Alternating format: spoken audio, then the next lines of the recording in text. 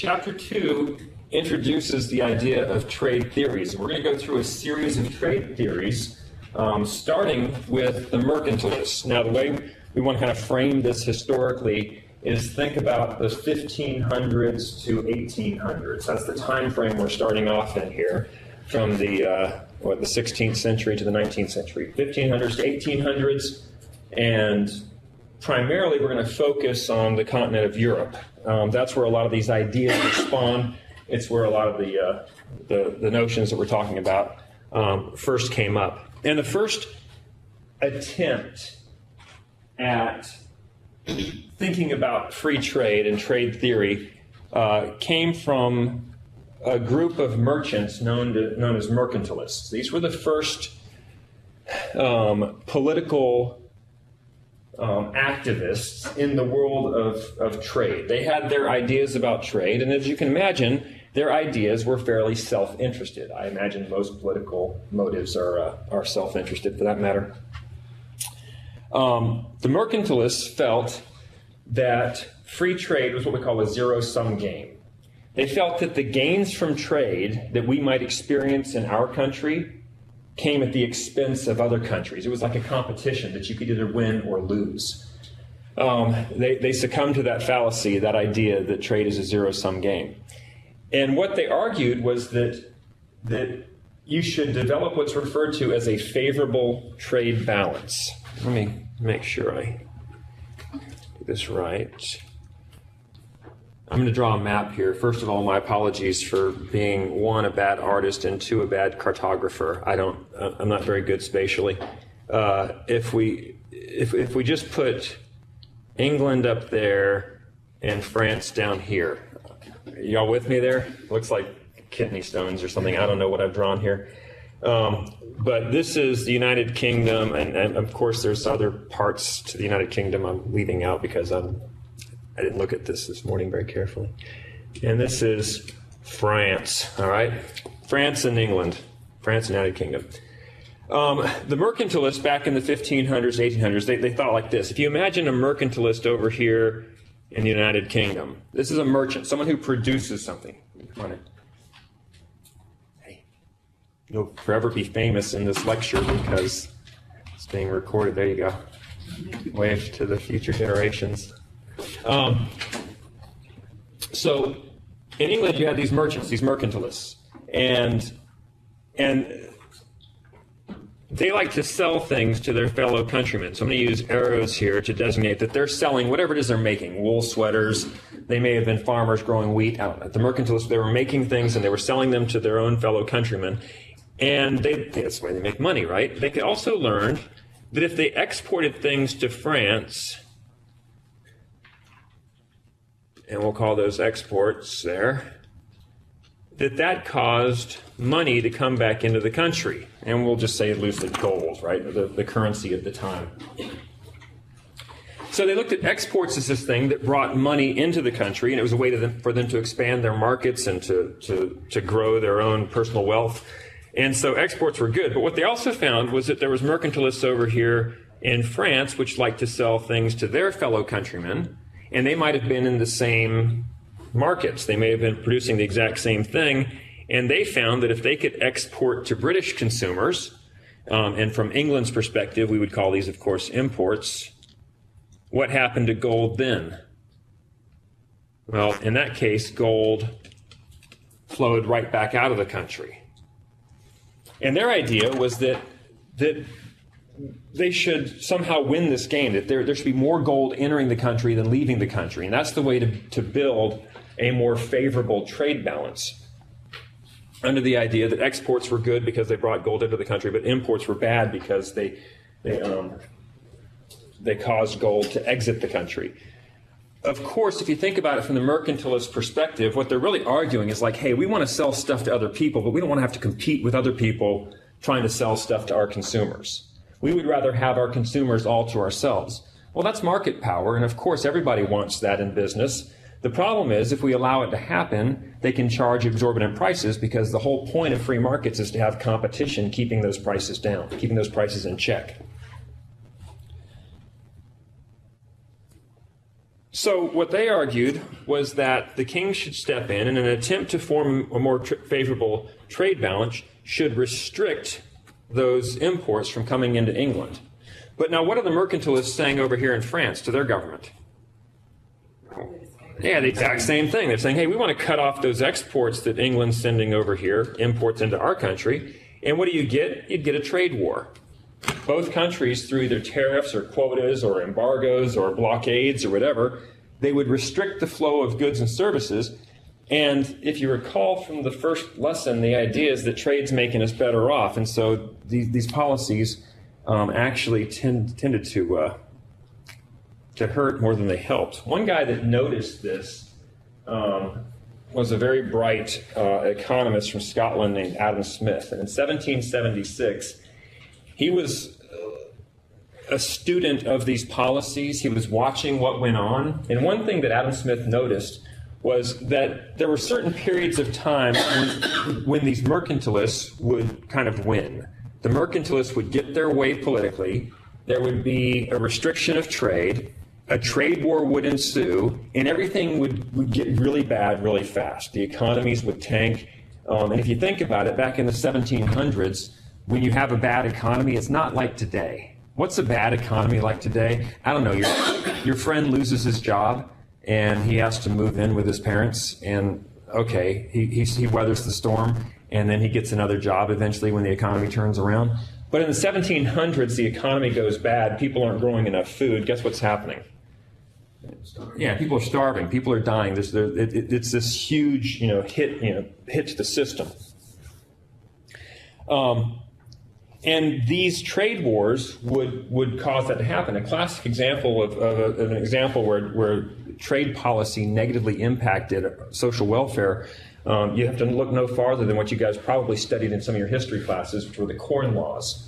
In England, they passed the Corn Laws, and the Corn Laws restricted the importation of corn into England. Guess who wanted that? Guess who was instrumental in getting the Corn Laws passed? It wasn't the hungry peasants who wanted corn.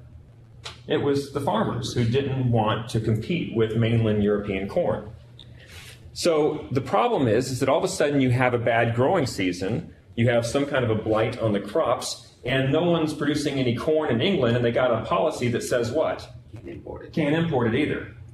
And so you got all this corn in mainland Europe, maybe an excess supply over there that's highly demanded in England, but the laws are saying, no, you can't have it. And what's the end result? People starve to death. How are those trade restrictions saving our jobs and making us better off? Well, they're obviously not. They're completely lowering our standard of living all the way to the bottom, literally killing people. So Adam Smith watched this, and he heard the mercantilists saying, hey, if we protect our jobs, we'll be stronger. We can build a more favorable trade balance. Exports are good. We need fewer imports, and that's going to make our economy stronger. This was a policy that kind of grew out of the idea of nation building, which was kind of going on at the time. And how were European nations engaged in nation building? Well, we're kind of an example of that over here, aren't they? England comes over here, France comes over here, Portugal comes over to this hemisphere. They come over here and they start colonizing North and South America. They colonize India. They colonize all these places. And the idea is to go extract wealth and kind of bring back resources to their country, including gold. So again, this idea of the flow of gold into a country is kind of all the rage at the time. That's what everybody wants to do. What can you do with all that gold that you're bringing into the country?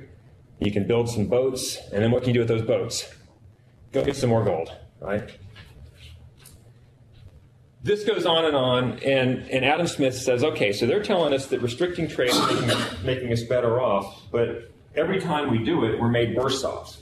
And at some point, you can only be told something so long that's the opposite of what reality is actually showing you, and eventually you have to come up with a resolution to that tension, that dilemma. And so Adam Smith set out to develop a trade model. He said, how can I show mathematically, how can I show logically and rationally that free trade somehow makes us better off and restricting it makes us worse off? Because the mercantilists are winning the arguments. They're winning the hearts and minds of people through these arguments that somehow by restricting trade it's going to produce jobs, and those jobs are the key to our economic well-being. So Adam Smith said, okay, I gotta fix this problem. And it's not as intuitive as you may think. But he came up with the first scientific mathematical model regarding free trade. And the first thing you do when you come up with a mathematical model, you guys might have learned this in your mathematical modeling classes, your math modeling classes, if you took one. You have to make assumptions. You got to simplify. You got to get down to the basics of what's going on. And today we refer to these assumptions in trade models with this 3-number nomenclature. 2 by 2 by 1 is our first example. Adam Smith did this in his book, The Wealth of Nations. And if you read The Wealth of Nations, you'll find that he's talking about this. Assume that England and France engage in trade with one another. So what's he assuming first off? That there's 2 countries. So he's talking through these in narrative. And now we've kind of taken what he was saying in narrative and kind of turned it into these mathematical models that I'll present to you now. The first assumption, the first 2 here, is 2 countries. And we'll go with England and France, like he did in his examples. What you assume about the 2 countries, oh, by the way, we could, like is the case with the real world, build a model that has over 200 countries in it, which is kind of, depending on who's counting, how many there are in the real world. The problem is that's unnecessarily complicated, because to show gains from trade, you need 2 countries. You can do it with 3, you can do it with 4, it just becomes unnecessarily complicated. You also can't restrict it any farther. You can't get down to 1 country, because if you just simplify down to 1 country, obviously there's no one to trade with. So it's the minimum number of countries. Another couple of assumptions about these 2 countries. First, we assume that they're about the same size. Now, I don't mean the same size geographically. What I mean is the same size in terms of resources. They have about the same amount of resources at their disposal. Their economies are about the same size. That's not a necessary assumption, but it is a simplifying assumption, and it gets us away from a couple of dicey issues that might come up. So it just kind of helps us out, makes the model a little more elegant, a little more clean, if you will. We also assume that the residents of each country have identical preferences, meaning they like the same things. That's not true in the real world. If you go around the world to various countries, you're going to find that people have different tastes, different cultures, different things that they like to buy and consume.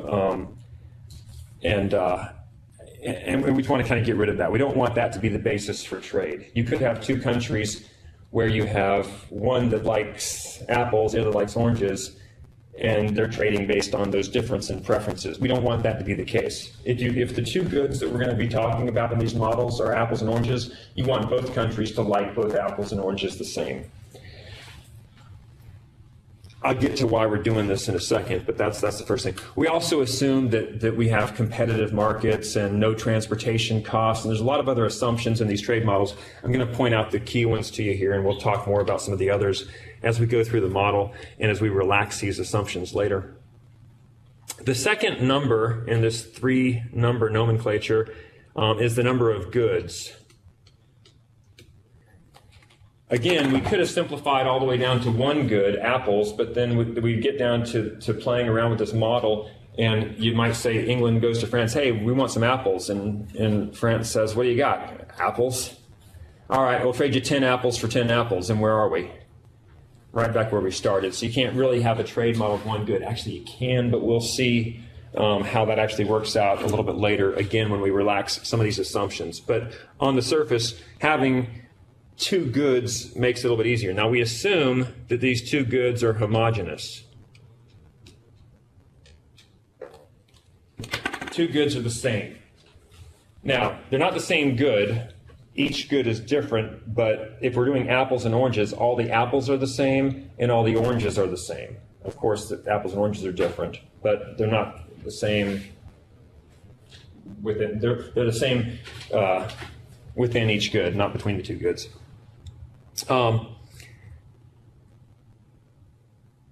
Again, both countries like both of the goods. They both have the same preferences towards these goods. And actually, we're going to use wine and beer as the two examples. So again, we don't have light beers and pale ales and wheat beers. We don't have different beers, just beer. And we don't have red wines and white wines and Pinot Grigios and Cabernet Sauvignons. We just have wine. Both countries like both goods. That brings us to the last number, this 1, and the last 1 has to do with the number of the factors of production. And again, for principles, we'll get back to these all semester long. We keep talking this terminology, so get used to it. The factors of production are land, labor, and capital. Land being the raw material, the natural resources, labor being workers, and capital being the physical machinery, physical capital, the machinery of business, the factory itself, the tools, the equipment, the trucks, all those kind of things.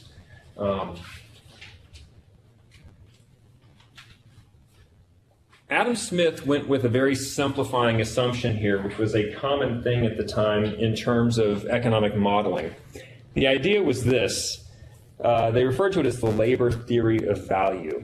And the one factor of production that Adam Smith said was important in this model was labor. So we're going to simplify and assume that there's no natural resources, there's no equipment or machinery or tools.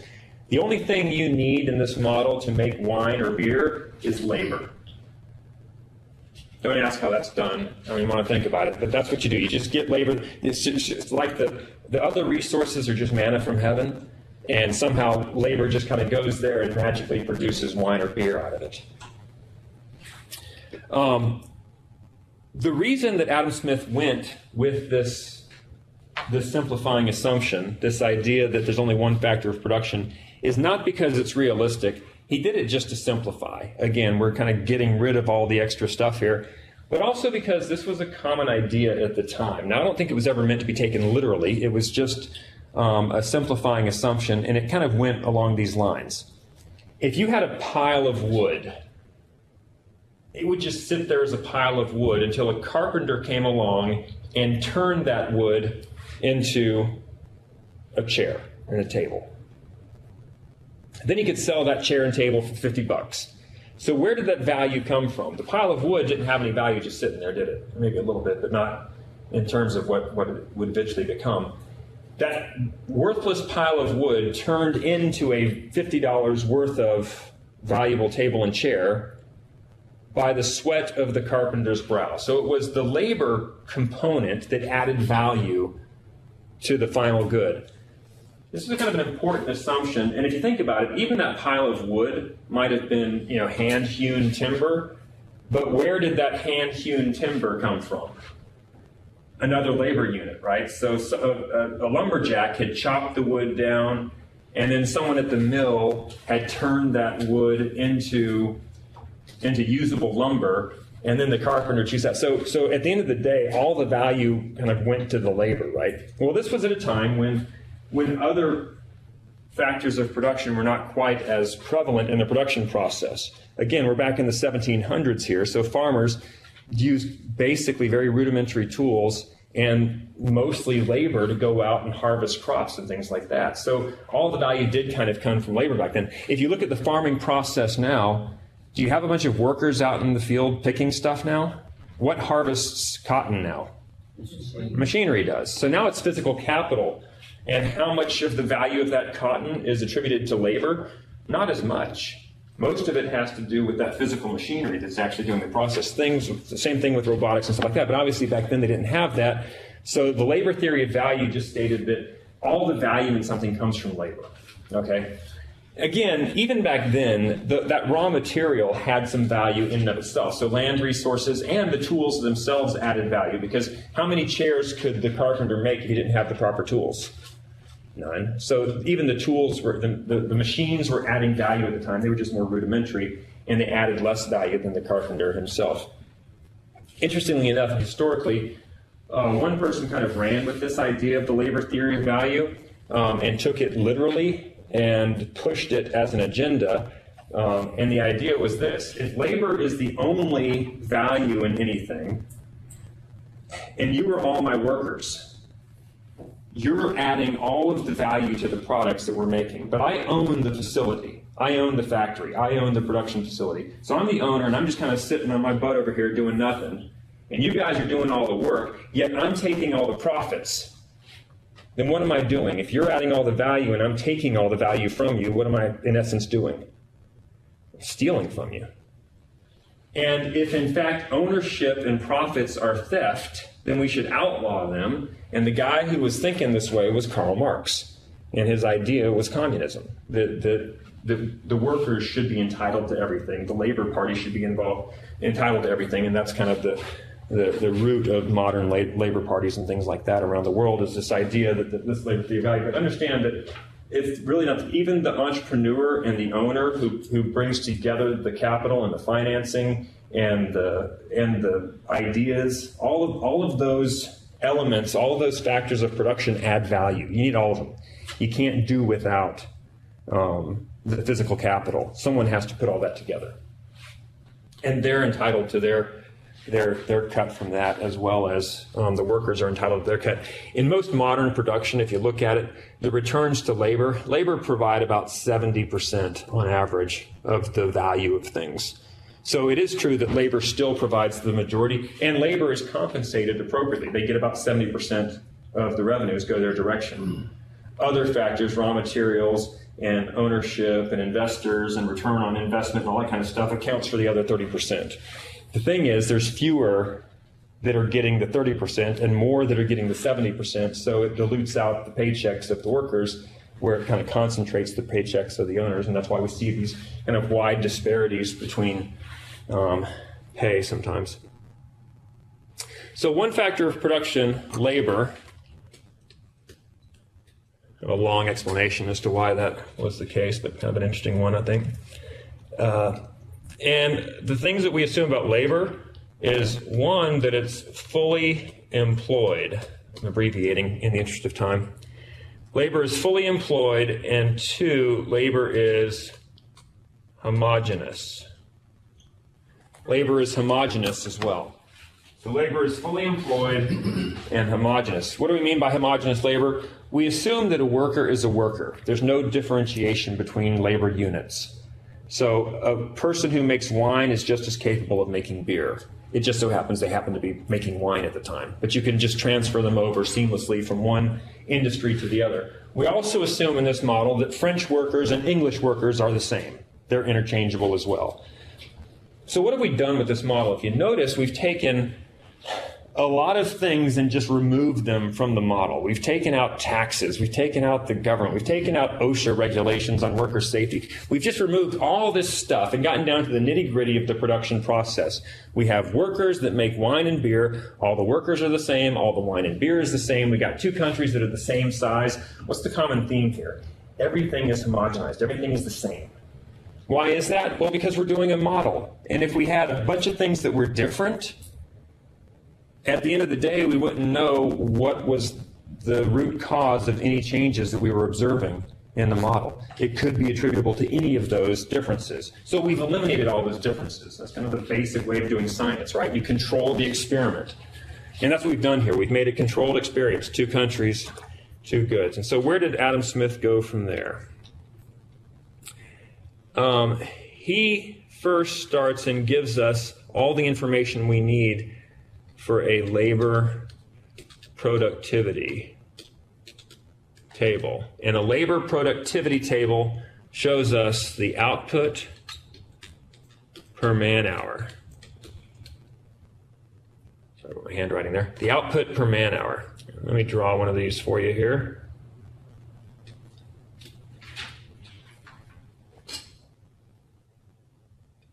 Let's do England here, France here, beer here, and wine there. A little cluttered, but I think you can see that okay.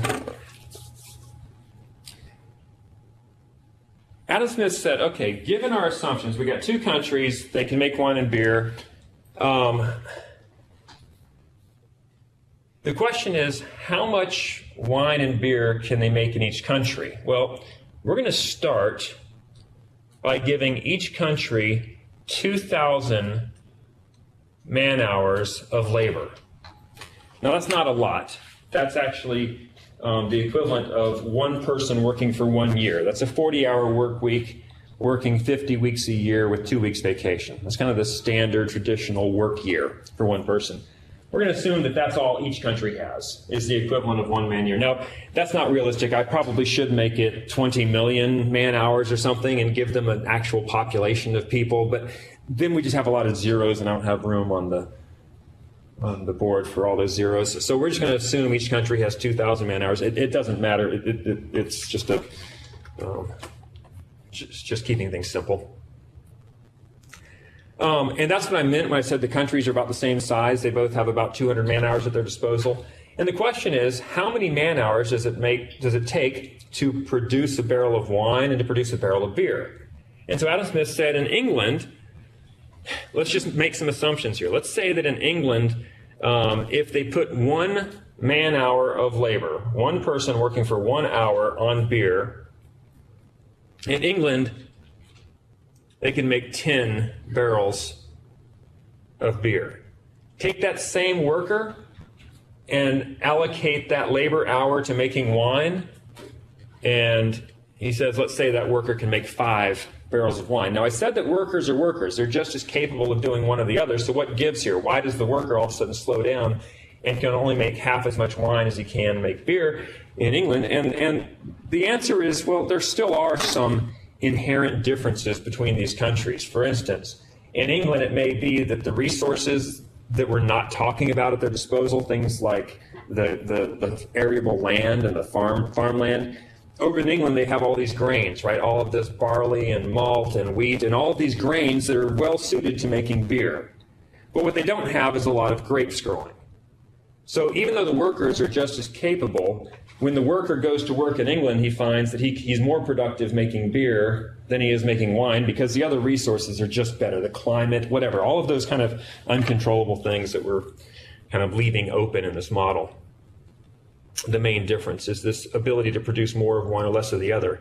But you take that same worker, put them in France, and have them make beer for an hour, and you find they can only make 5 barrels of beer. Why? Because there they don't have the same access to the same raw materials. But guess what they do have in France? A lot of damn grapes.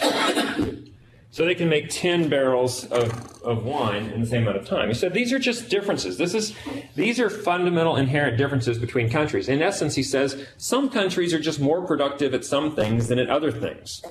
And this is obviously a reality that we live in. What is Saudi Arabia just fundamentally better at making? Oil. Why? Because they've got a ton of it. They're basically a desert on top of lakes of oil. You know how easy that is to get oil out of a desert? Now, what about here in this? We have a lot of oil in this country. We have some of it that's under relatively loose soil, like in Texas. It's pretty easy to get oil down there. But we also have it out in the oceans, which there you have to oil platforms, or we have it up in Alaska where you have permafrost and it's harder to drill through, things like that. So they just have this advantage because their resources are just suited for that type of production. On the other hand, how are they with water? Yeah, not so good, right? So some things they're kind of good at producing, and other things they're just naturally bad at producing. So we see these differences everywhere around the world, and in this country, we're really good at making wheat, by the way, and corn. Have you ever flown over from Atlanta to LA or something? Call them the flyover states, which is kind of insulting, I guess, if you live in those states. But none of them are here, so that's okay. We can pick on them. You fly over Nebraska, you're looking down, what do you see? Cornfields.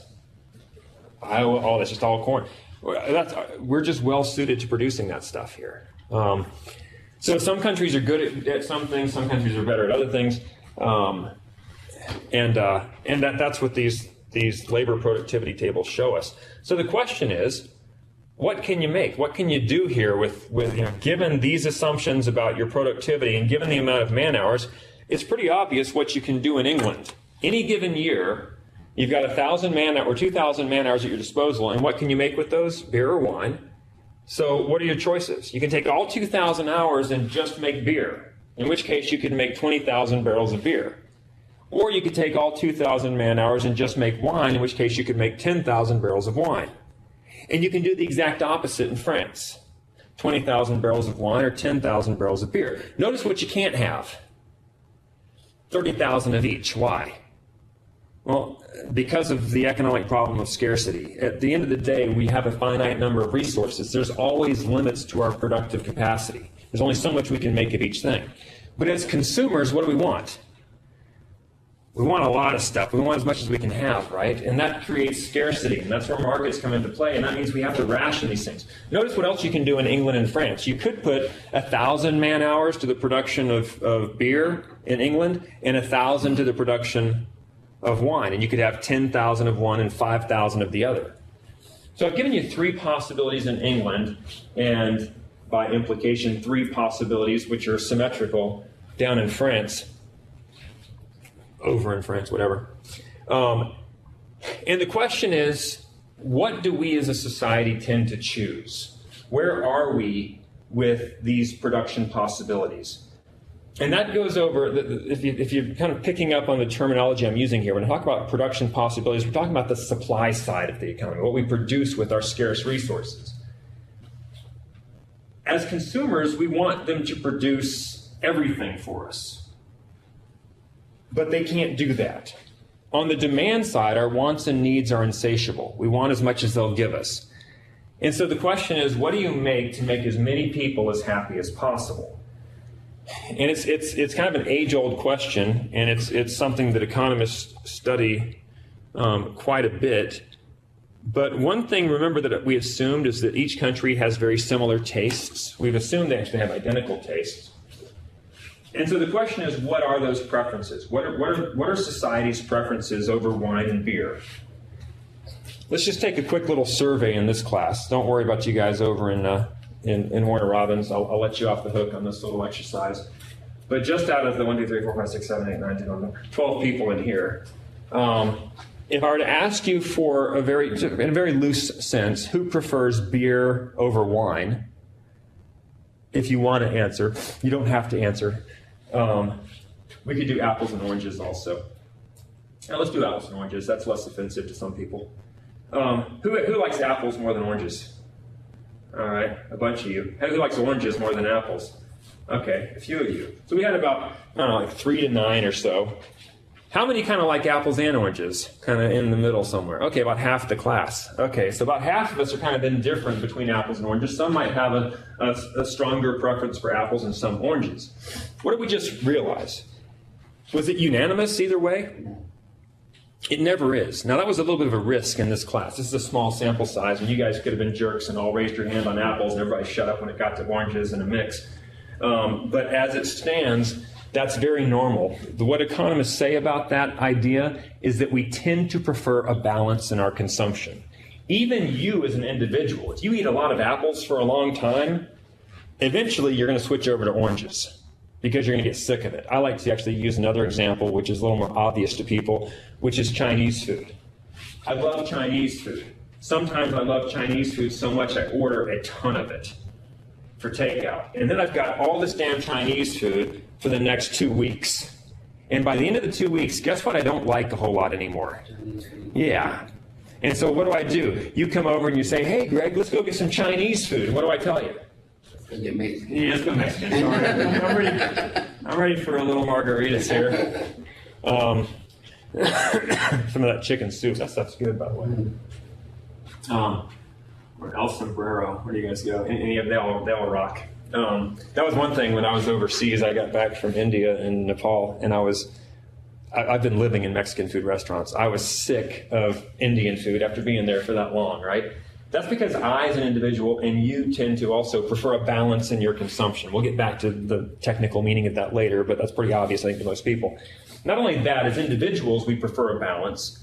As a group, those balances end up kind of leveling off a little bit. We get these kind of clean balances. We don't just make one thing in our economy. We tend to make a mixture of things. So, back to our original question. We've got 3 possibilities: making all beer, all wine, or that combination of the two. Guess what societies tend to prefer?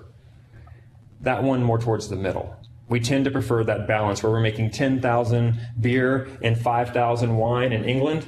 And then the opposite in France, 10,000 wine and 5,000 beer. That's a logical starting point. Now, we could have balanced that out even more. We could have probably worked it out to shuffle the man hours, put like 750 over here and 1250 over there, and worked it out to where it's like 7,500 of these and 7,500 of those. We could have probably struck even a better balance. But the math is too tricky for me this early in the morning. So we're just going with this 5,000, 10,000, keep the numbers simple, and assume that that's what makes each country as happy as possible. Given those three choices, those are the ones that they both choose. So let's just start with that. Let's do beer, wine, England, France. Oops, France, France. Might as well spell it out, England and France. Beer, they're going to make 10,000 and 5,000. France is going to go 5,000 and 10,000. And this is the starting point for our model. We say that they're in this situation called autarky, A-U-T-A-R-K-Y. Not a very pleasant sounding word, I admit. Autarky is the absence of trade. It's isolationism. So autarky is a hypothetical state where both of these two nations are not trading with one another. So given the fact that they both have 2,000 man hours, given the fact that societies tend to prefer a balance in their consumption, we're going to argue that the best starting point for these two countries, the things, the combinations of beer and wine that make them as well off as possible, that keep their standard of living as high as possible, make as many people as well off as possible, is this 10,000, 5,000, 5,000, 10,000 starting point for each. And then we could actually add it up and say, in isolation, what are they both making totally? Well, they're making 15,000 barrels of beer and 15,000 barrels of wine. That's total global output per year in this model. Now, if you've been paying attention, you might immediately think, wait a second, we can do better than that. You should be able to, given enough time and a little bit of thought and introspection, figure out a way to make total global output go up to 20,000 barrels of beer and 20,000 barrels of wine. How could we achieve that? What would England have to do with their 2,000 man hours? Just make beer. Yeah, they could just fully specialize in beer, but then what would that mean about their wine production? They have to import it. God forbid you worked in a wine factory, right? Because what's going to happen in this idea that I'm going with here in the wine factories, they're all getting laid off, aren't they? But what are we going to use those labor resources to do instead? Beer. Yeah, make beer, which is where they're more productive. Well, this is what Adam Smith realized. He said, hey, screw making all that and that. Let's go 20,000 here and 20,000 here. And he called that moving resources to the more productive industry. He called that specialization. Oops.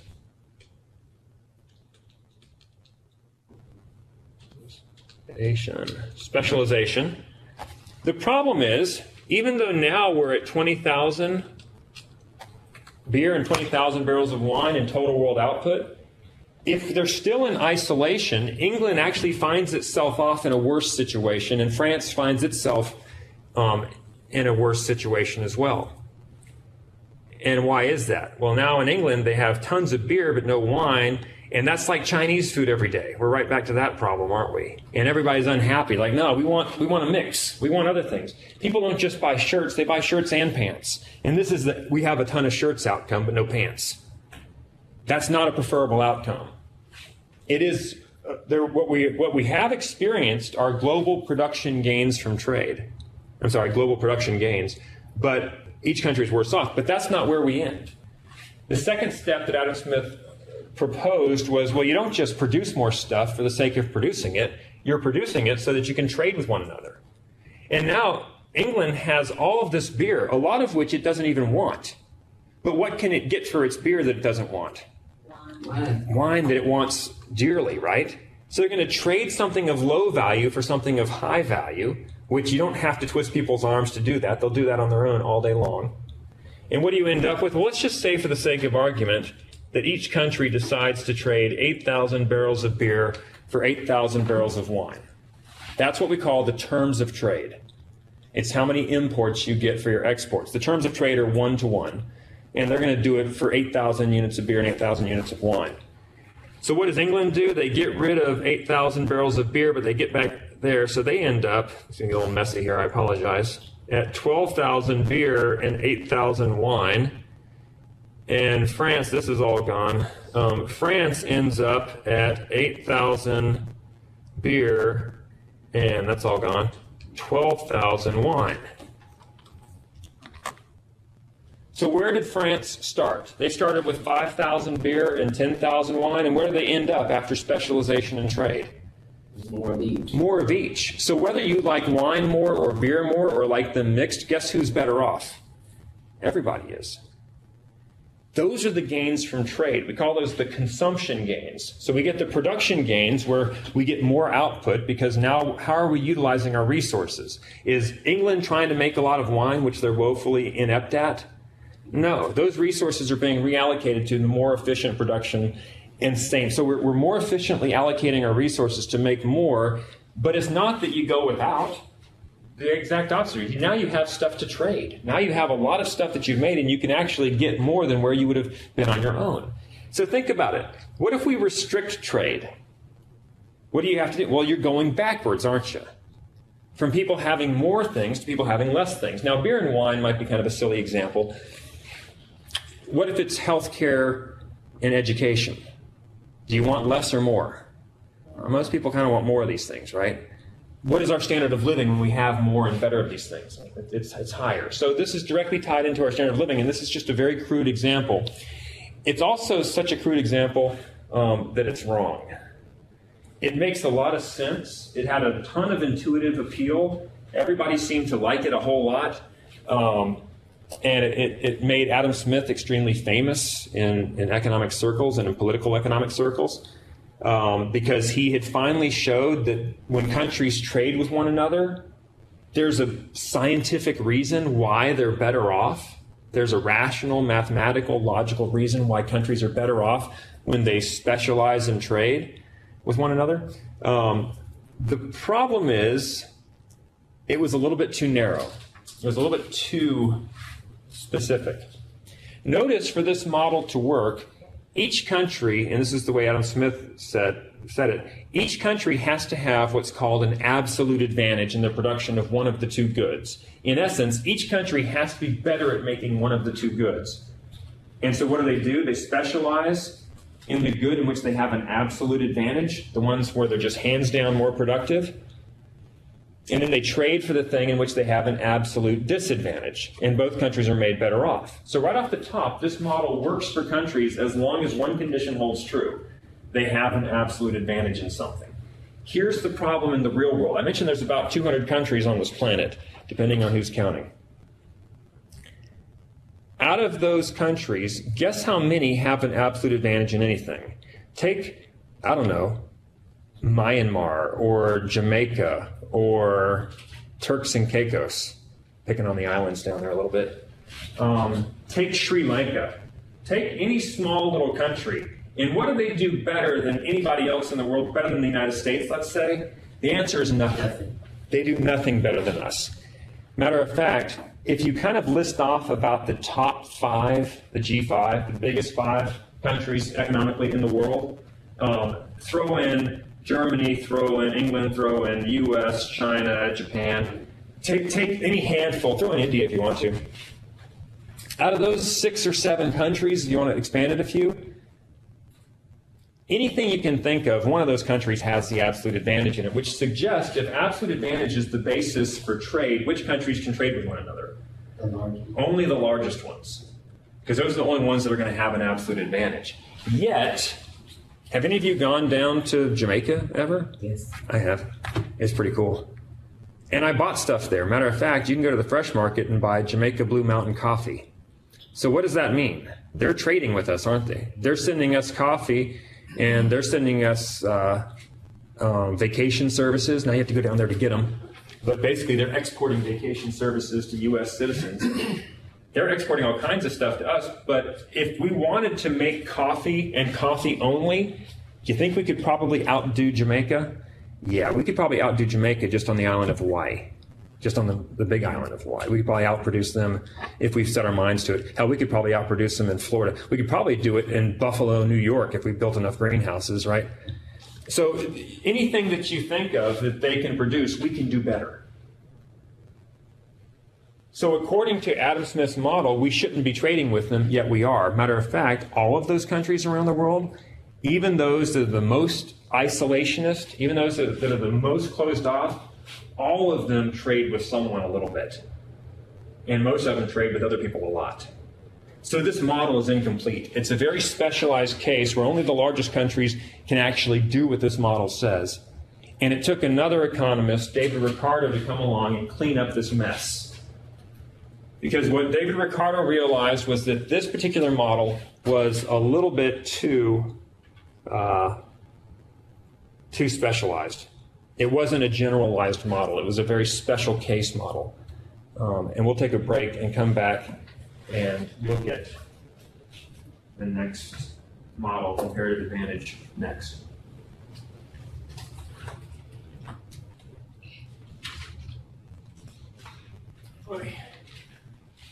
Okay. Uh-oh. Everybody back is coming back. All right, welcome back, everybody. Third lecture here. Just finished up a discussion of absolute advantage and talked about how David Ricardo came along and was going to clean up this mess. So what is the mess? We have a model that has a few problems, and so we're going to start cleaning up some of these problems. And actually, that's going to be the exercise from here all the way to the end of the first testable material. So today's lecture and the next lecture or two, we'll kind of go through and clean up some of the problems with these models. First, I want to show you exactly what Adam Smith's model looked like and then fix it. Let Ricardo's ideas fix this model and create the generalized model, which is called comparative advantage, that we'll go in a second. Let's switch over from these cluttered numeric examples, and let's turn the exact same example we just used into a graphical example, and let's do it like this. Let's use these things that you're probably familiar with from your principles classes, production possibility curves, and these are going to be very rudimentary and simple ones. There's France and England. We'll put beer over here, and wine over here, and beer over here, and wine over there. And let's just use graphs to illustrate those production possibilities first. Second, let's identify that starting point where France is making 10,000 barrels of beer and 5,000 barrels of wine, and England's doing that. France is doing the opposite. And then let's look at specialization in trade, and see how we move from that 10,000, 5,000 point to that 12,000, 8,000 point, and what that actually means. So in England, we've got a couple of starting points that we mentioned. They could be at this point making 20,000, but that left 0 left over for wine. Or they could be at this point, which was 10,000 wine, but that leaves 0 left over for beer. And then we said they could be in between somewhere, right at 10,000 and 5,000. And that's at that point right there. And we'll call that point A. That's that starting point of 10,000, 5,000. So you see what I did there? I simply put beer and wine on two separate axes, and I said, okay, what were those starting points? One was 10,000, 0. One was 20,000, 0. And then there's that 10,000, 5,000. Those were all production possibilities. And the lesson of a production possibility curve, if you recall from principles, is that nations have a finite number of resources, and they have to choose what they're going to produce with those resources. Just in the news this weekend, you may have heard there was this mass shooting down in Florida, and immediately people are talking about we need to do everything we can do to prevent this from happening again. So what are they basically saying? They're saying we want to allocate resources to public safety. Well, where are those resources going to come from? They're not going to come out of thin air. they were already allocating a lot of resources to public safety, and it didn't work. And it never really will, I'm kind of afraid to say, because there's going to be more shootings. We all know that. You can't prevent them all. If you do take enough resources to prevent all of them, well, then you're opening up other areas where so what if we take away all of our airline security to go prevent nightclubs from being shot up? Guess where the terrorists are going to go? Back to the airplanes. You know, we have finite resources, so we have to figure out how to allocate these, and that's what a production possibility curve shows us. Now, what do we want? What are the people who are saying we're going to redouble our efforts? We're going to double the amount of resources here. They're implying that they're just free. They're going to get those resources out of thin air. And what they're saying is that we can keep doing everything like we're doing it, but also do more of this. And those are actually points that are outside of the production possibility curve, and unfortunately, those points don't exist. You can't get there easily. Over time, you can. You can develop new resources. You can produce more resources over time. Populations grow, creating more labor resources, which means you can have more security guards and things like that. But at this given point in time, we're kind of stuck with the resources that we have. And if you checked, we're at about 95% employed right now, about 5% unemployment.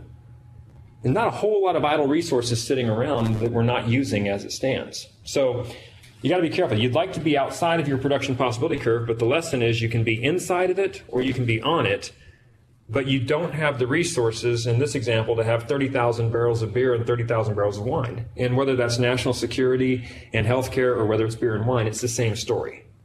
It's the same theory. Probably the same theory, just different story. France can be at 10,000 on this axis, or 20,000 over here, and they again can be along that, or they could be at 5 here and 10 here. They can be at point A also, but notice they can't get outside on their own. Without more resources, they can't get outside their production possibility curve. That's the lesson. So what do we do? Well, remember, through the act of specialization in trade, Adam Smith said, let's take England and abandon this 10,000, 5,000 production, or more precisely, take the resources away from wine production and reallocate those 1,000 man-hours to beer production, and that can get us from point A up there to point B, and that's the act of specialization, moving from A to B. Same thing over here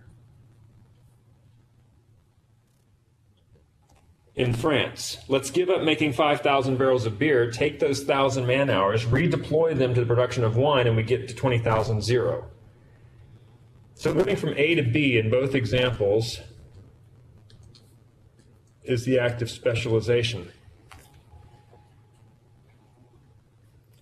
But that wasn't the end of it, was it? The next step was to say, okay, England, now you're going to want to trade. You're going to want to get some of that wine that you gave up. But notice now the terms of trade at 1-to-1, you can get back 8,000 barrels of wine by giving up 8,000 barrels of beer. So to do that, we come down here to 12,000. We give up our 8,000, but we go back out to 8,000. And where's that? That's somewhere right about there. Kind of messing up my A.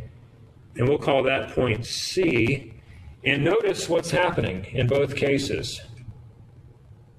There's your 12, there's your 8, right? What can each country do through specialization, moving from B to C then is trade? What does each country do by moving from A to B and B to C through specialization and trade? They both actually are able to tap into the resources of the other country. And now that they can more efficiently produce both beer and wine globally, it's as if both countries now have this magical ability to get outside of their production possibility curves. So trade is one of those ways that we can beat the system. We can. Now, we're not getting outside of our global production possibility curve, but we're going from an isolated, inefficient level of production to a more efficient level of production, and it's as if each country has been able to do the impossible, get outside of their own production possibility curve. This is an example of laissez-faire. Let the market do it. Let the market do it. If you just let people act on their own self-interest, there's both a profit incentive and an incentive as consumers for utility maximization to get outside of our production possibility curves. And we'll do it all on our own if you let us. This model was very appealing and very intuitive, but remember, it has a few issues with it. One of the issues was that it only applies to countries that have an absolute advantage, and you can eyeball that absolute advantage. If you look on the graphs, this notion of England being able to make 20,000, whereas France can only make 10,000 barrels of beer, that's an absolute advantage. You can just eyeball it. They can hands down make more, an absolute advantage. Again, not all countries have that. If you were to draw Jamaica up here, it'd be a little tiny country. It wouldn't be able to outproduce either of these two countries. They would have an absolute disadvantage in everything. And so this model would not really give us any insight into how they would trade with other countries. Another issue with this model, and it'll also be an issue with the next model, comparative advantage that we look at, is notice that in order to maximize the gains from trade, each country completely specialized in one of the two goods. So what did England specialize in? Beer and only beer.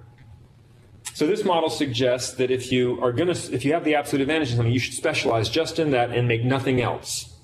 Well, in this country, the U.S., we probably have the absolute advantage in the production of healthcare. I think we produce more healthcare than anybody else in the world. Do we only produce healthcare in this country? I'm not doing it right now. We also have an advantage, a very strong advantage over many countries in the production of wheat. But do we just grow wheat in this country? No, we don't completely specialize in anything. We partially specialize. We kind of move in directions without going all in. So another problem with this model is it produces this unrealistic result of complete specialization. And we got to figure out a way to resolve that eventually, and we'll get to that in subsequent lectures. One other issue with this is that notice the gains from trade in this model, both the production and now the consumption gains from trade. All I've really shown you is that each country moves from A to B to C. They move from a point on their production possibility curve to a point outside of their production possibility curve. In essence, each country gets more stuff. Now, to many people and many economists, that's enough. Just to say, you got more stuff, you're better off. That shouldn't be enough for everybody, though. Some people are going to argue, hey, is that real? Are we really better off if we have more beer and more wine? Are we really better off if we get more cheap plastic toys from Walmart? Is that really enriching our lives and our souls and the essence of our being to have a bunch of stupid Hot Wheel cars? Do commercial goods, do material goods really enhance our well-being in a meaningful way? This model doesn't really tell us that, does it? All this model tells us is, shut up. More stuff is more better. Be happy with it. That shouldn't be enough for you, and we will clean that up later. We will talk about later exactly what it means to have a higher standard of living. And these models just get us outside of our production possibility curves. They just get us more stuff. I'll show to you later why more stuff is more better, but it takes a little bit of theory and a little bit of philosophy too to kind of dial that in appropriately. So some of these issues, complete specialization, is more stuff really better, and more importantly, is absolute advantage the basis for the gains from trade? And if so, then why does every other country trade? We got to clean those three things up. And we're going to start with that third one, this notion of absolute advantage. What Ricardo did when he saw this model some 20 years after Adam Smith first proposed it, excuse me, he said, I like this model. It seems to really capture the essence of trade and what's going on. And I don't really see anything wrong with it other than it's just this special case where each country happens to have an absolute advantage. So maybe the model is right. It's just masking something. Absolute advantage is camouflaging something. It's getting in our way. Maybe there's something else going on here that's the essence of trade, and it just happens to be the case that each country has an absolute advantage, and that's actually precisely what's going on here. What Ricardo realized was that it's not who produces more that matters, it's who gives up less that matters. And that seems like different sides of the same coin. It kind of is, but it makes the world of difference. It's not who produces more. It's not who has an absolute advantage, but it's who gives up less, which is a comparative advantage. What is the cost of specialization is the question that Ricardo answered. Because if you look at it, in England, for every barrel of wine that they give up making, how many barrels of beer do they get back? It's an answerable question, if you chew on it for a second. For every 1 barrel of wine that they give up in England, how many barrels of beer do they get back? They get 2. Yes, 2 for 1, isn't it? How about in France? If they gave up a barrel of wine, how much beer would they get back? Listen, if they gave up a barrel of wine in France, how much beer would they get back? Well, they could get some. Or put it this way, for every 2 barrels of wine they give up, how many barrels of beer can they produce? 1. So what are they getting? They're getting a half. So what does it cost to make a barrel of beer in France? 2 whole barrels of wine. What does it cost to make a barrel of beer in England? Only half a barrel of wine. You see how the numbers all work out that way? So what does that mean? It's not that they can produce more in England, it's they're producing it cheaper. It's 4 times cheaper. It costs 2 whole barrels of wine in France to make a barrel of beer. Yet it only takes a half a barrel of wine in England to make a barrel of beer. Do you see that basic logic, that basic math? So when we focus not on what you're doing, but what you're giving up, it opens up a whole new world of possibilities here. England doesn't specialize in beer because they're better at making beer. Remember when I gave you that example in the previous lecture about why I'm an economist? It's not because I'm particularly competitive as an economist. I'm not the best economist in the world. What matters is what I give up. And since I'm so bad at doing everything else, what am I giving up to be an economist? Nothing. It's cheap for me to be an economist. What if I could play golf better than Tiger Woods? That's probably a bad example now. If I could play golf better than Roy McIlroy, what if I could, should I be an economist? How costly would it be for me to be an economist if I could play golf at the championship level? It would cost me millions of dollars to sit here and teach you guys. That would be too expensive for me. Luckily, I suck at golf. So what is it costing me in golf revenues to be here? Nothing. It's really cheap for me to be here. That's why I'm an economist, not because I'm great at economics, because I'm bad at golf. And guess who can be bad at golf? Anybody can be bad at golf. Who can be great at economics? Very few people. Do you see the distinction there? So why does Jamaica specialize in coffee? It's not because they're particularly great at making coffee. It's because they're horrible at growing wheat. And what would it cost them to grow wheat on those mountainsides? They'd have to give up all that coffee production that they can do. It's too expensive for them to make wheat. And it's just because they're really bad at making wheat. Well, when you start thinking about it like that, the smallest and most insignificant countries can be bad at a lot of things, which means that opens up a world of possibilities for things they can specialize in. It'll be cheap for them to do. Even though also the U.S. is really good at manufacturing textiles, in order to take resources and apply them to production textiles, what do we have to give up? A lot of stuff that we're really good at, like healthcare and educational services and financial services.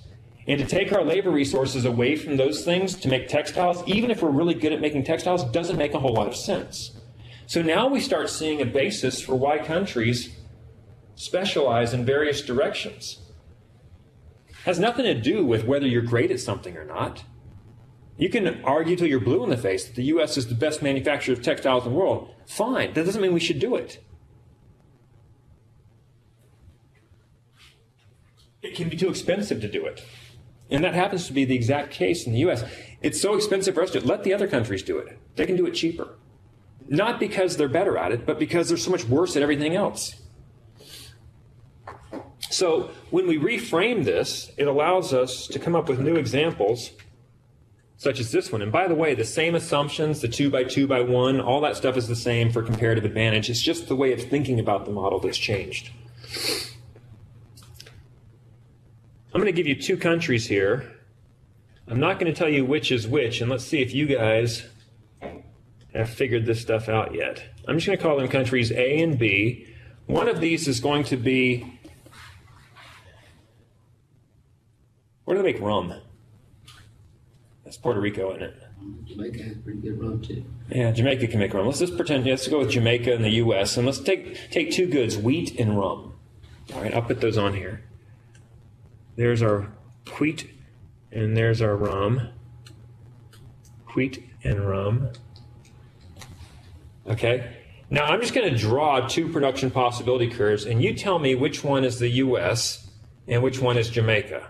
One is going to be A, the other is going to be B, but I'm not going to tell you which. You got to figure it out on your own. You ready? All right, here's A. Blam. Here's B. Which country is the U.S.? A is obviously the U.S. Who has the absolute advantage in the production of wheat?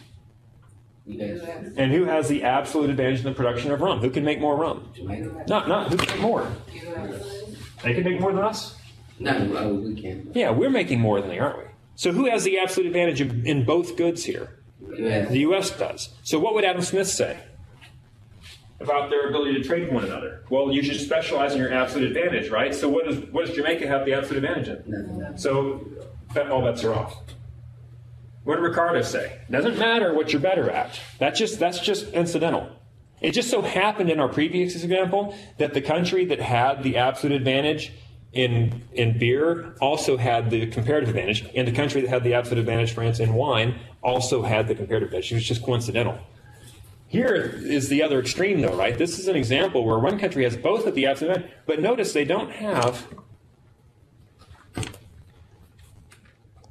the comparative advantage in each.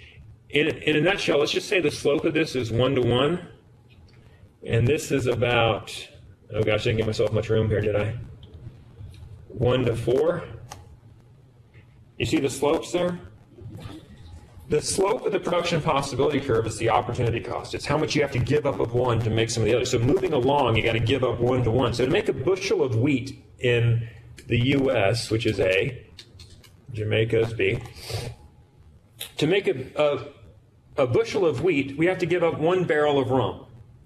So we can take labor resources away from rum, and at the rate of giving up 1 barrel, we can get 1 bushel.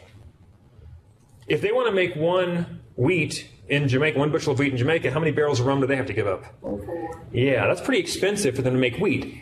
All that's saying, look how bad they are at making wheat. They're hideous at it. They're making dead wheat farmers roll over in their graves. They're so bad at making wheat. But that horrible inability to make wheat does what for them? When they make rum, how much wheat are they giving up? None. Very little. They give up 1/4 of a bushel to make a whole barrel of rum. They can get 4 barrels of rum for 1 bushel of wheat. But if we want to make rum, how much wheat do we have to give up? Yeah, we're so good at making wheat, it's very costly for us to make rum. So it's the excellence that we have at making one thing that makes us horrible in terms of our cost of producing the other thing. So who has the comparative advantage in the production of rum? Jamaica does.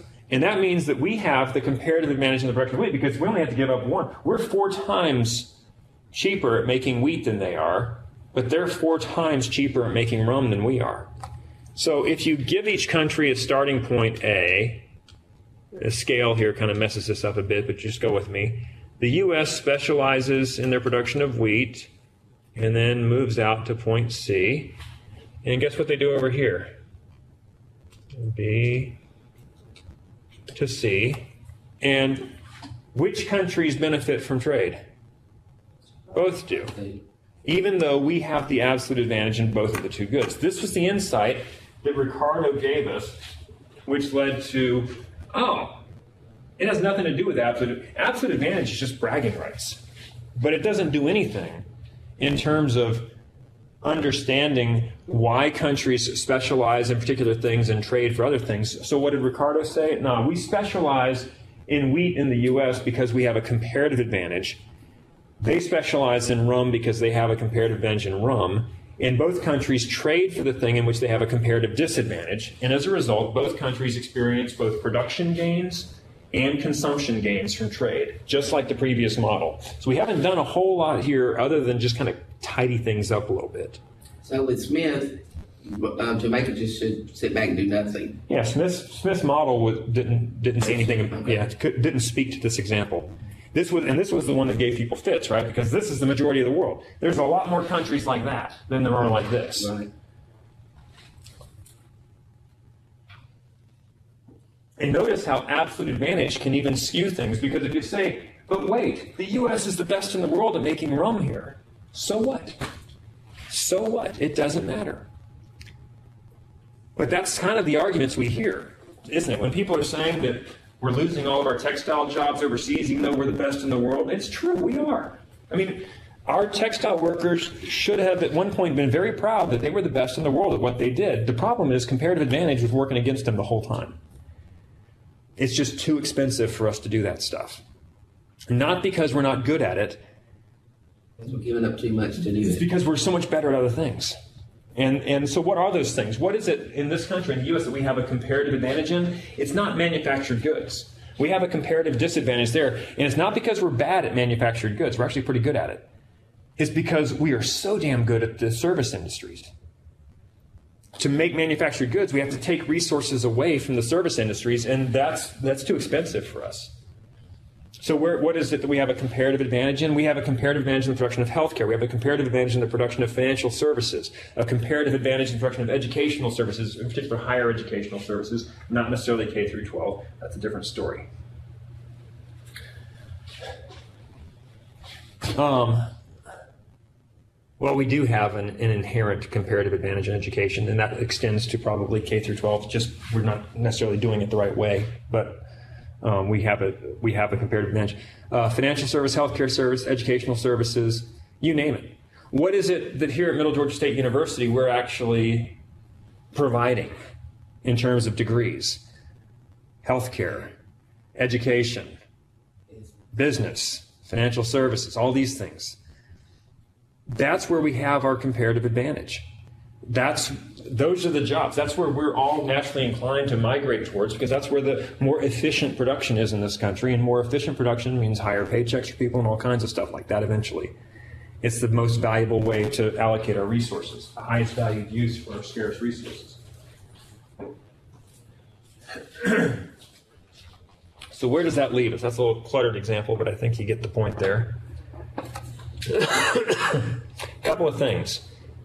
That slope of the production possibility curve there, that 1-to-1 and 4-to-1, we call that the marginal rate of transformation, the MRT, the marginal rate of transformation. That's the slope of the production possibility curve. In essence, it's the cost of producing one goods in terms of the other good. Marginal rate of transformation. As you move along the production possibility curve, you're moving at that marginal rate of transformation. In that previous example, the U.S. was getting 1 bushel of wheat for every barrel of rum they gave up. That's the marginal rate of transformation. So as you specialize, you transform one of the two goods into the other. Now, is that what you're doing? Are you waving a magic wand and literally transforming one into the other? No, you're literally taking resources away from the production of one, which makes it disappear and vanish, and applying those resources to the production of the other, which creates those out of thin air. So it's as if you've transformed one into the other, even though you haven't. One thing about these graphs, both examples that I've shown you, both Adam Smith's absolute advantage model, where comparative advantage was working in the background. Oh, by the way, look at this example, the first example we gave. Just because this is the absolute advantage example doesn't mean that comparative advantage isn't going on here. Because it's the marginal rate of transformation. Who has the more favorable marginal rate of transformation, which determines comparative advantage? And notice that that slope kind of points in a particular direction.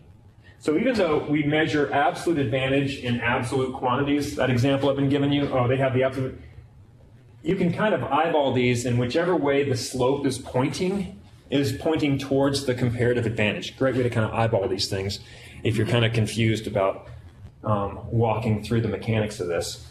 This one is kind of pointing towards wine, which means France has a comparative advantage in the production of wine. This one's kind of pointing towards beer, pointing more. And in the Jamaica example, which way is Jamaica pointing? Yeah, they're pointing towards the rum, so that gives them, and if they're pointing towards the rum, that means, relatively speaking, the U.S. is pointing more towards wheat than they are. And so that's their comparative advantage.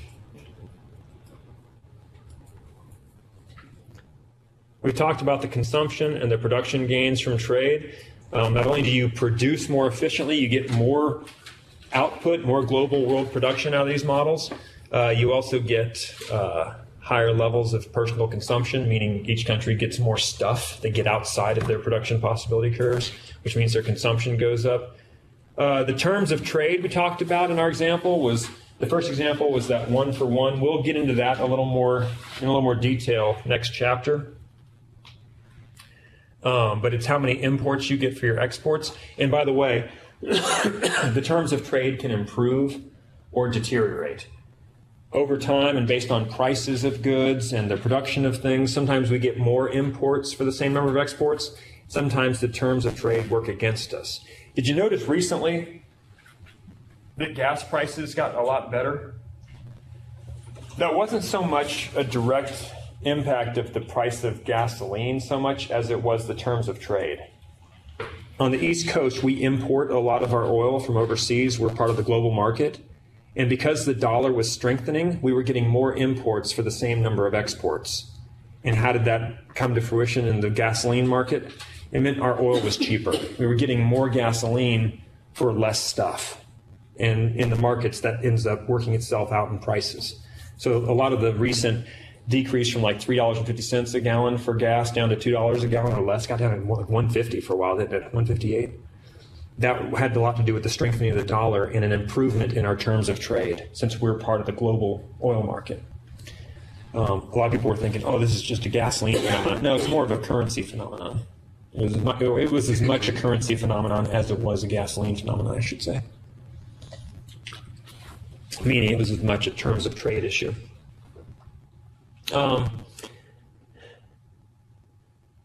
Notice also in our examples here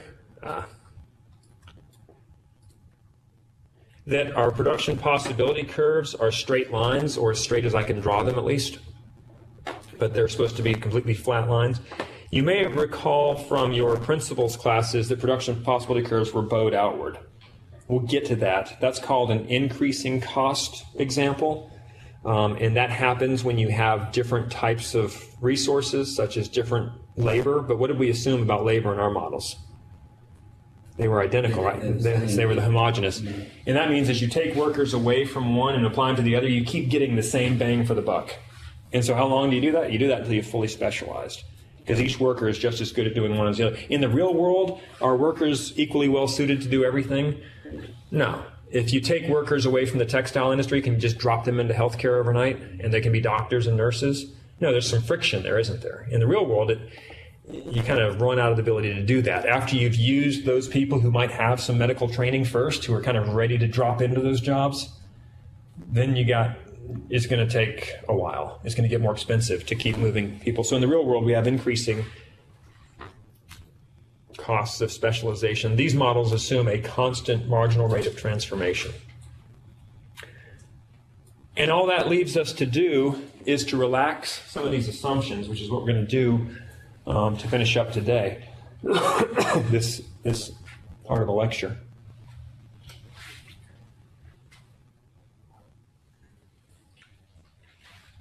First, we can relax some of the assumptions that I kind of breezed over real quickly before. One assumption I said was that we had zero transportation costs. So when England and France trade wine and beer, we were saying 8,000 for 8,000, that's it. But guess what? In the real world, if England and France were to trade wine and beer, how would that wine and beer literally get from England to France? Would it just materialize on one side of the English Channel or the other? Boats, and what do those sailors need to do on their journey across the English Channel with some of that beer and wine? They have to drink some of that beer and wine. You have to pay them, aren't you? That's going to cost you some beer and wine. You're not going to get that, that free exchange of goods and services. And so actually, what if those sailors required 20,000 barrels of beer and wine just to make that voyage? What if there was really high transportation costs? Well, actually, you'd be better off not trading in the first place. So if you have extremely high transportation costs that can get in the way of these models, luckily, transportation costs are pretty cheap. And I know this because of bananas. Anybody buy bananas here? What do you pay for a pound of bananas at Kroger? 59. 59 cents. 59 cents is the going price for a pound of bananas. That's year round. In the winter, guess where all our bananas are coming from? They ain't coming from the States. From like Colombia or somewhere. Central America or even Brazil, South America. That's where we get a lot of our bananas from. Think about that. A pound of bananas costs you 59 cents. Somewhere in that 59 cents per pound of bananas has to come the transportation costs of moving that pound of bananas from the southern hemisphere, 6,000 miles north to the northern hemisphere? Maybe a little bit of a stretch. Maybe 4,000 miles? How do they get those bananas here? And by the way, you got to pay some of that to the farmer who grew the bananas. So most of that 59 cents is going to, Kroger's got to get its cut. That doesn't leave a whole lot of margin in there for transportation. How much do you think of that 59 cents per pound goes to transportation? Can't be a lot. So how much does it cost to send a pound of bananas a quarter of the way around the world? A few cents? That's pretty cheap transportation costs. Matter of fact, I did the math one time. Because you know how much it costs to send an ocean liner full of bananas from Brazil to the United States in gasoline alone?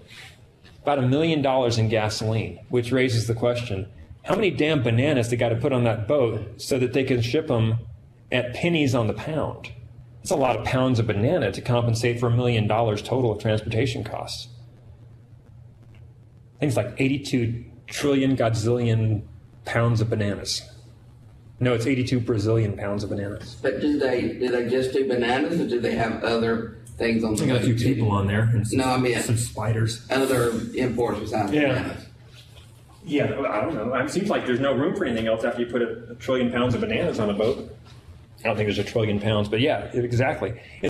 What does that mean, though, about you can put a lot of stuff on a boat. You can put tons and tons of stuff on a boat, and so transportation costs are pretty small. Now, in 1776, when these models were floating around, transportation costs weren't cheap, were they? It cost a lot of time and effort to get a boat from Europe to the United States, but they were still doing it. It was still relatively cheap, but it was more of a hurdle back then. So to say that transportation costs are zero in 1776 is a stretch. To say they're zero now is kind of true. It's not zero, but they're dang close. They're very, very small these days. It's very cheap to move stuff around the world. And we're improving on that all the time. We're coming up with cheaper and more efficient ways of shipping things around the world.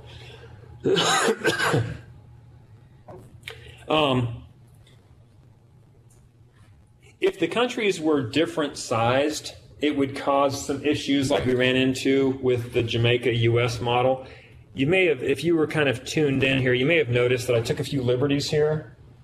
These terms of trade lines should be the exact same length and angle, and I couldn't really do it by making these countries so small and large relative to one another. You might have a situation where the U.S. would not fully specialize, it only partially specialize because they could outproduce, they could make so much wheat that Jamaica couldn't absorb it in this model. So it helps to have the model, the countries the same size, because then each can absorb the production of the other. And otherwise, you run into a few issues like that. But all that does is limit the degree to the gains from trade. It doesn't change the essence of the model. More importantly, other extensions of these models are to relax those basic assumptions of 2 countries, 2 goods, and 1 factor of production. And in the remaining time today, let's go ahead and knock those out. Let's look at what happens when you expand this model to more than 2 countries, expand this to more than 2 goods, and maybe expand it to more than 1 factor of production. First, to go to more than two goods, which we've been doing like this with beer and wine. I should draw my arrows and label my graphs since I'm on camera here. What if we added in a third good? Whiskey.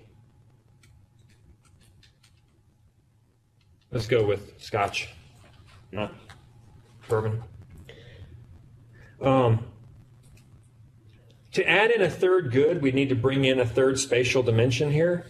And does that make sense to you? That's the bottom back left-hand corner of a box. It's not the front bottom left-hand corner of a box. It's the back. You know, you've seen this before. This is no big. Let's say this country can produce three goods, and if they just make beer, they could make that much beer. If they just made wine, they could make that much wine. And if they just made whiskey, they could make that much whiskey.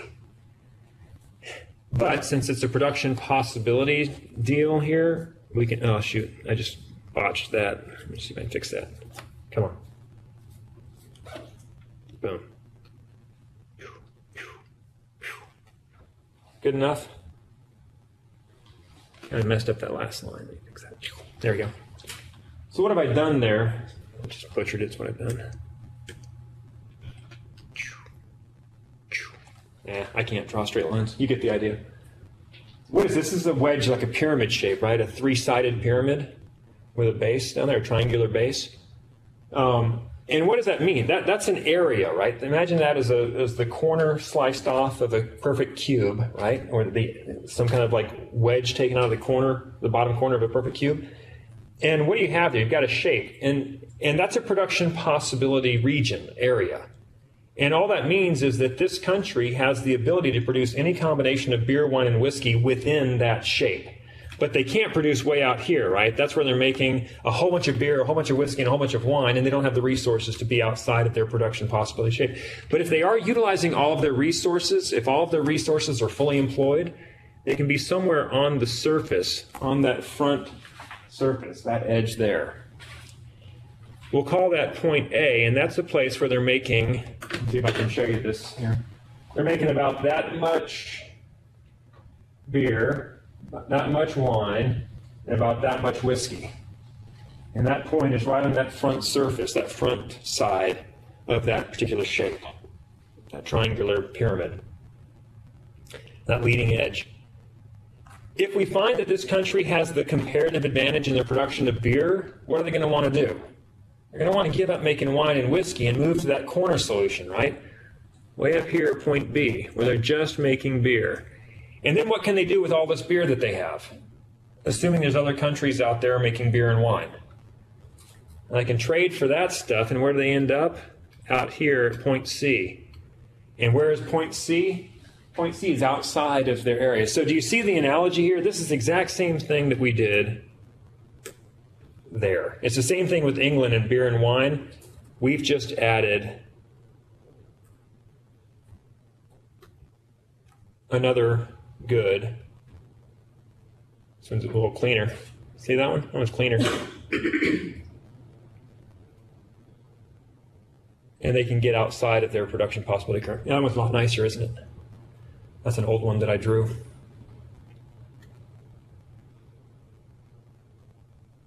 Notice how the model's the same thing. It's just we brought in a third good here, and it allows you to kind of get outside of your production possibility curve. So what's the point here? The same thing applies. The same rules apply whether you have 2 goods, 3 goods, 4 goods, 5 goods. It's just you can't visualize more than 3 spatial dimensions.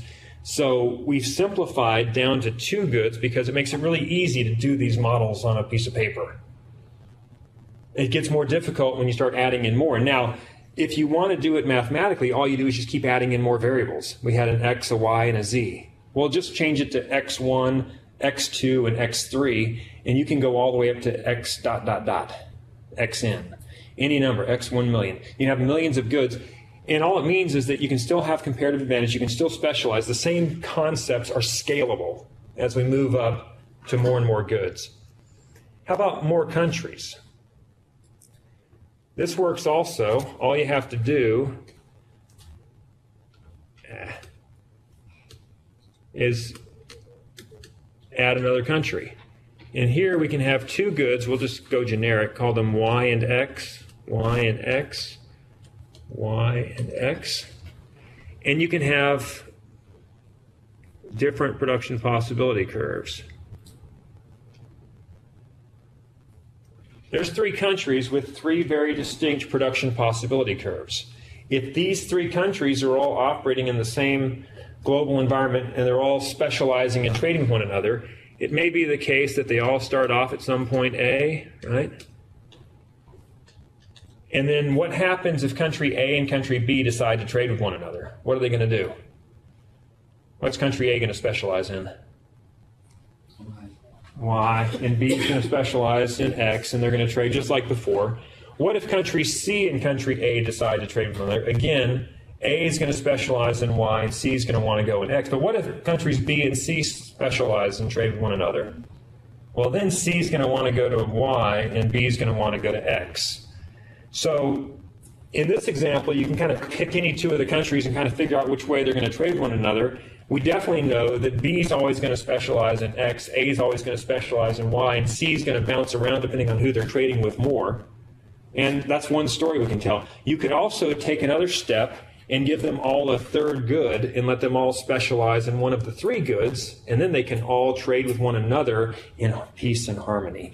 Now, this has happened historically with triangle trade. So you look at old trade patterns in the world wherever we had triangle trade. Example would be the U.S. colonies, Africa, and Europe used to be an example of triangle trade, the spice trade. There's a bunch of examples historically of triangle trade, and this model captures that. The point is you can add as many countries as you want. It keeps working because remember, you don't have to be the best at anything. You just have to be bad at other things, and every country can be bad at a lot of things. So more than two goods and more than two countries is no big deal. These models can handle that perfectly well. The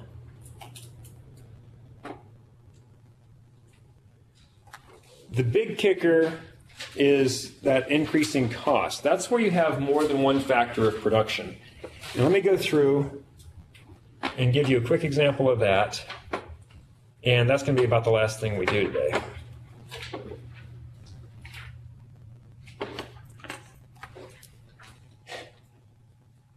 Before we assumed that we had beverage makers, in the wine and beer example, remember, every worker was the same. They could make beer or wine. They weren't wine makers and beer makers, or rather vintners and brewers. They were just beverage makers. Took them away from the production of one, popped them into the other, no loss in efficiency, etc. No loss in worker skills, human capital, that kind of thing. In the real world, I've mentioned that's not the norm. The norm is that some workers are better suited for some things and other workers are better suited for other things. So let's take an example where that's obvious and clear. Let's take two goods, wheat and brain surgery. Okay? Now, what type of worker do you need to, and this is like a third grader question, not a college question. What's the name of the worker who makes wheat? A farmer, thank you. Sometimes people struggle with that one, and I don't know how to make that more clear than who grows wheat. You're like, huh? Farmers grow wheat. Who does brain surgery? Doctors, right? So the thing is that doctors can grow wheat, just not very well. Likewise, farmers can do brain surgery, just not very well. It takes a lot of them to kind of do the same thing that one doctor can do. It takes a lot of doctors to grow the same amount of wheat that one farmer can do. So if we draw a production possibility curve with something that has an obvious differentiation of labor, something as obvious as wheat and brain surgery, an unfortunate acronym, apologize. And let's say that's what? Wheat. Let's say that we start at a point where we have, we got 1,000 workers, 500 of them are brain surgeons and 500 are wheat farmers. But we want to start at a point where we're just making wheat.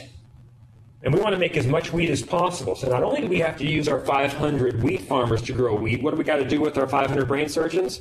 We got to get them to grow wheat too. And if we have them all growing wheat, let's just put ourselves right about there on our wheat axis.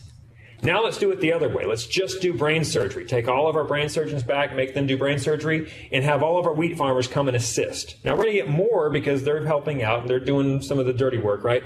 But they're not able to do it as well. But that's going to put us somewhere over here on brain surgery. And so what does the graph look like? Well, that's where we get into this more traditional owed outward production possibility curve. This is what we call an increasing cost of specialization model. And let's start at this point A over here, and let's go to A prime and see what's going on. Moving from A to A prime is doing what? At point A, we're just making wheat. All of our farmers and all of our doctors are doing wheat production. If we want to move to A prime, we're saying we want some more brain surgery, and to do that, we have to give up some wheat production. But who do we pull away first from the production of wheat? Yeah, the brain surgeons. And so how much wheat productivity do we give up? Not much, exactly. But what do we get back? A ton of brain surgery. You see how that makes it very flat up at the top? Because we're getting a lot for a little. But what happens when we get all the way down here to point B, and we decide at point B that we want more brain surgery still? What do we have to give up? A lot more. Well, what's happening down there? At this point, who are we having to bring away from wheat production to make more brain surgery? Farmers. So what are we giving up? A lot of wheat production. We're not getting a lot of brain surgery as a result. So that distinction, that differentiation of labor means that whenever you have two types of labor in a two good example like this, you're going to have very flat production possibility curves up here and very steep down here, and that causes it to bow outwards. In essence, what's happening to the amount of wheat we have to give up to get each additional unit of brain surgery? It's getting increasingly more and more expensive to specialize in brain surgery. So here's our big problem. If we're right here, we might have an advantage. We might only have to give up 1 bushel of wheat for every unit of brain surgery that we perform.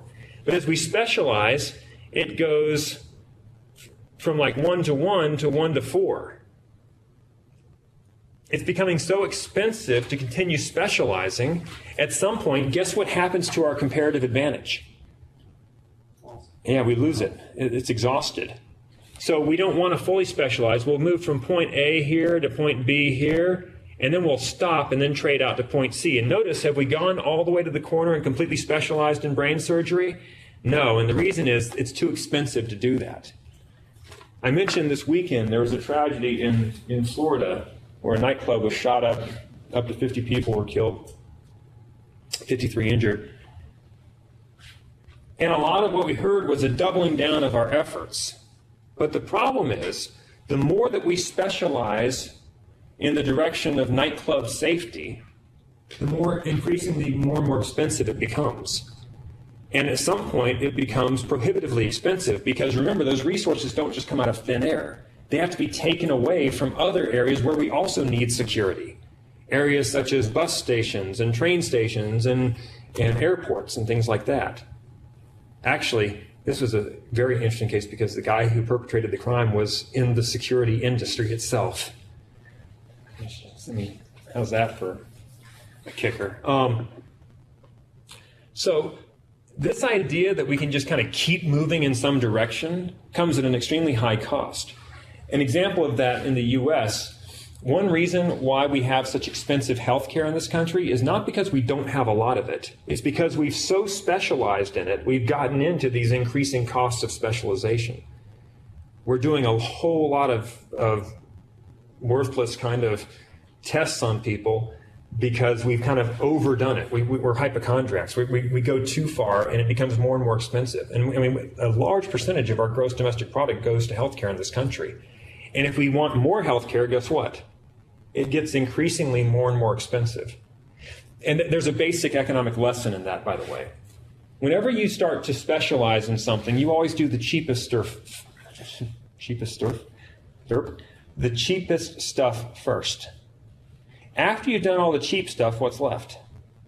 The expensive stuff. It always gets more and more expensive to specialize because you're always doing the most efficient, cheap stuff first. So take airport security. The first thing you do with airport security is you put a security guard out there. It's relatively cheap and it prevents a large percentage of people who would want to come in and do harm. He can kind of catch and single out those that might do harm. but it's not going to catch everybody. So after that, maybe you need to bring in some bomb-sniffing dogs, right? But that means more resources, more training, and that's more expensive to do all of that and to screen all those packages. On top of that, now you need those radars or those X-ray screening machines, right? But that's even more expensive to put those in. You can still have people sneak, so it just gets more and more expensive, and at the end of the day, you can't 100% prevent those problems. There was recently a tragedy in Europe where Germany aircraft or Lufthansa, I can't remember what it was. The plane was brought down by one person they couldn't screen for. Who was that? There was a German flight that was crashed in France. It's the pilot who crashed it. A suicidal pilot took out a couple hundred people on an airplane. How do you prevent that? Well, now you've got to get into psychological screening of pilots and constant monitoring and surveillance of their activities to make sure they're not suicidal. You know how prohibitively expensive that is? Guess why they don't do that? I mean, they do what they can, but they can't 100% monitor these things. So to get these, kind of all in, hey, let's protect ourselves, or all in, let's do this, you always do the cheap stuff first, and that leaves the most expensive stuff last. So a redoubling of our efforts will not double our price, it will more than double our price. That's just the way economies work. All right, we will see that this is going to be the solution to our complete specialization, because it's going to become prohibitively expensive to completely specialize. So in this country, even though we have the comparative advantage in the production of wheat, to fully specialize in wheat would mean giving up health care, and that's just too expensive. So that's why we don't fully specialize in anything. And that is everything for chapter 2. We will do a few more. A couple of things real fast here. Exit barriers. Sometimes we don't see comparative advantage working itself out completely. The idea that comparative advantage will guide us and take us to this efficient free trade outcome sometimes doesn't work itself out in the real world. For the most part, it is true that if you look at the empirical evidence, if you look at the data, it does in fact support that comparative advantage is the correct model. It's exactly the way countries tend to specialize and trade with one another. There are some exceptions to the rules. We'll talk about some of these later. But the main reason why we see some exceptions to the rule, why do countries not specialize in certain things when they have the comparative advantage? Well, because that implies leaving or exiting certain industries. And that can be very difficult. In this country, if you want to exit a particular industry, shut it down, there's always a resistance to do that. The workers don't want to give it up. They might have, the business might have reasons for not shutting down. For instance, Delta Airlines back in 2001 started losing money. As a result of 9/11, Delta Airlines was hurting. Their costs were going up because they had to increase, security issues. Plus, gasoline prices were high, and guess what people didn't want to do after 9/11? Fly. So they were getting hurt. They were getting stuck on both ends. Increased costs, lower revenues. They were losing money. They lost money for about 7 years until finally they had no more money to lose, and then they declared Chapter 11 bankruptcy and restructured. And then they got their costs under control. They renegotiated the labor contracts. They renegotiated their pension plans, all kinds of things. And they reemerged from bankruptcy a viable industry. Notice how hard it is to shut something down in this country. You can go for years losing money, and even then you can restructure and get government protection from your debtors and keep going after that. So what does free trade require? It requires shutting down industries and moving into others, and in the real world, there's exit barriers. There's things preventing that from happening. That's that lesson there. And on that note, we will move on to some more tool sets that will allow us to move into what we refer to as modern trade theory next lecture.